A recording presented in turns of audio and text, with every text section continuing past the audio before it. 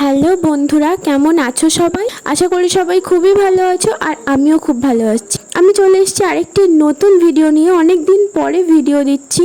তো আমি খুবই অসুস্থ ছিলাম, পুরো এক মাস খুব অসুস্থ ছিলাম। সেই জন্য কোনো ভিডিও শ্যুটও করতে পারিনি আর কোনো ভিডিও এডিটও করতে পারিনি। এটা তার আগের একটা ভিডিও, তো এটা আমার কাছে ছিল, তো এটাই আমি ভাবলাম আপলোড করি। ভিডিওটা আশা করি তোমাদের খুবই ভালো লাগবে, স্কিপ করো না, দেখতে থাকো। তো আমরা বেরিয়ে গেছিলাম একটা দিদির বাড়ি যাওয়ার উদ্দেশ্যে। তো সেখানে প্রথমে চলে গেছিলাম, ওখান থেকে আরেকটা জায়গায় যাওয়ার কথা ছিল। তো আমরা চলে এসেছি, আর আসার পথে যে রাস্তাটা দিয়ে আসলাম খুবই সুন্দর। দেখো, ওরা যে জায়গাটায় থাকে সেই জায়গাটার পুরো বাড়িটার সামনেই মাঠ। তো সেখান থেকে আমরা একটু ঘুরতে বেরিয়ে পড়েছিলাম। ওদের ওখানে যে মার্কেটটা ছিল সেখানেই গেছিলাম। ওখানে গিয়ে সবাই টুকটাক কিছু খেলাম। ওখানে গিয়ে আমরা আইসক্রিম খেয়েছিলাম। সবাই প্রায় 2 রকম করে আইসক্রিম খেয়েছিলাম, আর এই কাকুটার আইসক্রিমটা সত্যি খুবই ভালো ছিল। তো অনেকদিন পরে আমি আইসক্রিম খেলাম ওখানে গিয়ে, আর সবাই দেখো কত খুশি। তারপরে আমরা সেখান থেকে পরের দিন সকালে বেরিয়ে গেছিলাম একটা বৌদির বাড়িতে যাওয়ার উদ্দেশ্যে। পরের দিন সকালে আমরা অল্প একটু চা বিস্কুট খেয়ে বেরিয়ে পড়েছিলাম একটা বৌদির বাড়িতে যাওয়ার উদ্দেশ্য। আমাদের সেখানেই যাওয়ার কথা ছিল।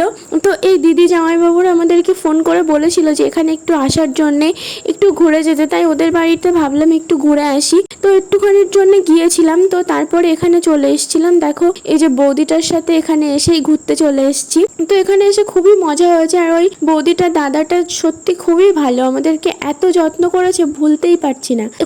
ওখানেই একটা ইসকন মন্দির ছিল, তো সেখানে আমরা চলে এসেছিলাম।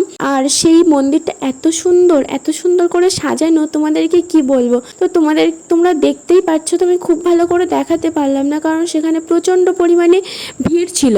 আর সেখানে কারা গান গাইতে এসেছিল জানো? তুলিকা আর গঙ্গাধর। তোমরা অবশ্যই চেনো, যে সারেগামাপাতে ছিল। ওরা খুবই ভালো গান গাইতো। ওখান থেকে ওরা এতটা নাম করেছিল, তাদেরকেই আমরা দেখতে এসেছি।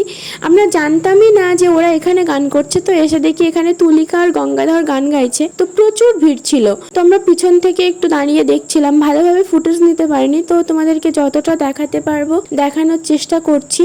তো এই মন্দিরটার পিছনে আরো একটা মন্দির আছে, জগন্নাথ আর রাধাকৃষ্ণ মন্দির। তো সেটাও আমরা গিয়ে তোমাদেরকে দেখাবো।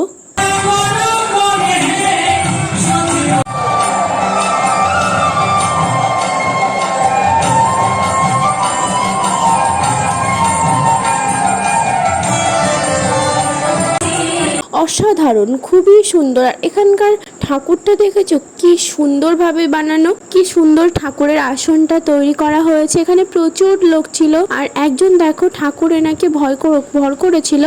তো এখানে সবাই দেখো খুব মন দিয়ে ঠাকুরের আরতি দেখছিল। তো পাশেই আছে জগন্নাথ মন্দির, তো সেটাও তোমাদেরকে দেখাচ্ছি।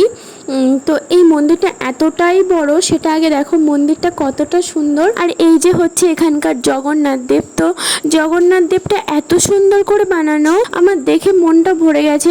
দেখো এই ঠাকুরকেও আরতি করা হচ্ছে। তো ভিডিওটা যদি তোমাদের একটু ভালো লাগে তো একটু লাইক করে দিও, কমেন্ট করে জানিও কেমন হলো। আর আমার এই নতুন চ্যানেলটা প্লিজ একটু সাবস্ক্রাইব করে দিও। বাই, দেখা হচ্ছে পরবর্তী ভিডিও।